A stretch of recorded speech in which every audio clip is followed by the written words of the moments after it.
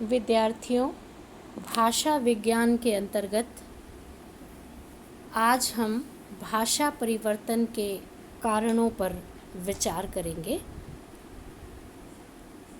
भाषा परिवर्तनशील है और भाषा में परिवर्तन होना उसका विकास भी है और विकार भी है।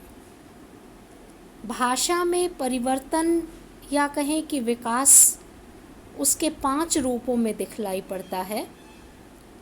ध्वनि के रूप में परिवर्तन, शब्द के रूप में परिवर्तन, रूप के रूप में परिवर्तन, अर्थ और वाक्य में परिवर्तन होने के कारण भाषा बदल जाती है। इन परिवर्तन के कारण उसके रूपों पर विचार किया जाता है। भाषा के विकास या परिवर्तन पर बहुत पहले से किसी न किसी रूप में विचार किया जाता रहा है।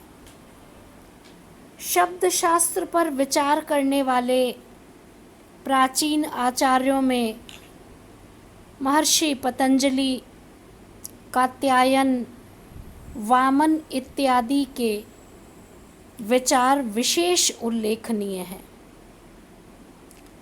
यूरोप में इस विषय पर व्यवस्थित रूप से विचार करने वाले भाषा वैज्ञानिक थे डेनिश विद्वान J.H. ब्रेड्सडॉर्फ, जिन्होंने ध्वनि परिवर्तन पर विचार करते समय भाषा के 7 या 8 कारण गिनाए थे और उन्होंने कहा था इन्हीं कारणों से भाषा में परिवर्तन होता रहता है। तब से लेकर अब तक पाश्चात्य और भारतीय वैज्ञानिकों ने इस विषय को उठाया और बहुत विस्तार से इसका विवेचन किया और भाषा वैज्ञानिकों ने इस बात पर बल दिया कि भाषा में परिवर्तन, भाषा का विकास के 2 प्रमुख वर्ग बनाए जा सकते हैं।